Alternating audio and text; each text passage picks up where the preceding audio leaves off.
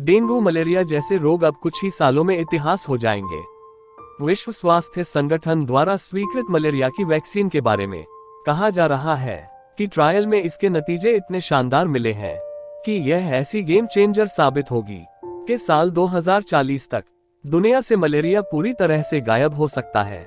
नमस्कार, देश ऑनलाइन में आपका स्वागत है। दुनिया में 6 करोड़ से भी ज्यादा लोग हर साल मलेरिया की वजह से मारे जाते हैं। मलेरिया एक व्यापक महामारी नहीं है, न तो इसमें संक्रमण बहुत तेजी से फैलता है और न ही ये लाइलाज है, लेकिन हर जगह समय पर इलाज न मिलने से लोगों की मौत हो जाती है। ऐसे में मलेरिया दुनिया की कई कठिन लाइलाज बीमारियों की तरह है, लेकिन पिछले कुछ समय से मलेरिया पर बनी नई वैक्सीन लगातार उम्मीदें जगा रही है। हाल ही में विश्व स्वास्थ्य संगठन की स्वीकृत की गई वैक्सीन से विशेषज्ञों को इतनी उम्मीदें हैं कि अनुमान लगाया जा रहा है कि 2040 मलेरिया दुनिया से खत्म हो जाएगा।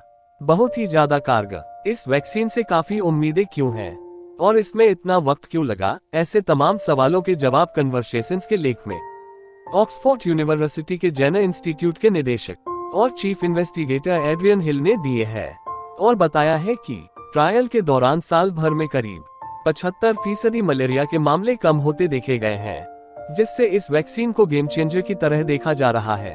कितनी वैक्सीन की जरूरत, लेकिन यह वैक्सीन की यही खासियत नहीं है।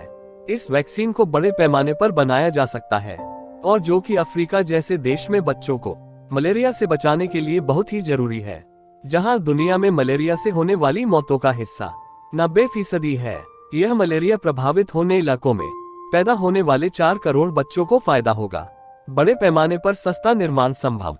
एक व्यक्ति को 14 महीनों में इस वैक्सीन के 4 डोज की जरूरत होगी, यानी कि हर साल 16 करोड़ डोज की जरूरत होगी। इसके लिए serum institute of India, Oxford university का निर्माण और व्यावसायिक साझेदार है, जो करोड़ों डोजों का हर साल उत्पादन कर सकता है।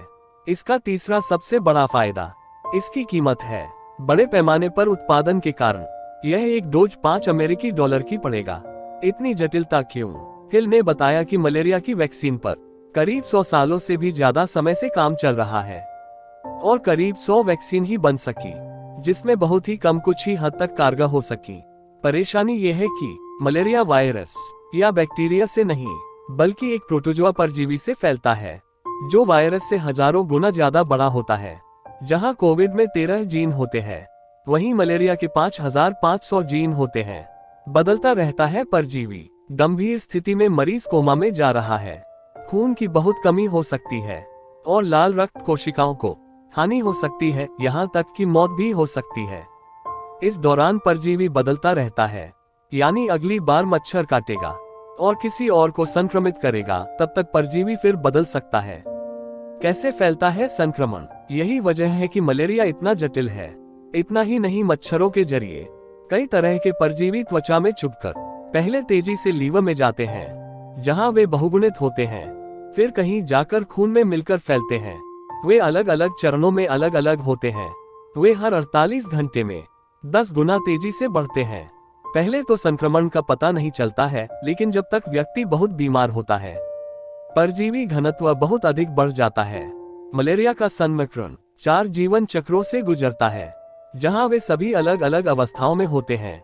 यदि इनमें से एक लिए भी बढ़िया वैक्सीन मिल गई तो हम संक्रमण का ये चक्र तोड़ देंगे, और वैक्सीन बनाते समय यही कोशिश थी। ये वैक्सीन मच्छर के काटने के बाद त्वचा में बनने वाले स्पोरोजोइट्स को निशाना बनाती है, यानी शरीर में संक्रमण फैलने से पहले ही उसे नष्ट कर दिया जाता है। कहा जा सकता है कि अगले 10 सालों में नहीं तो अगले 15 सालों या 2040 तक मलेरिया दुनिया से खत्म हो जाएगा।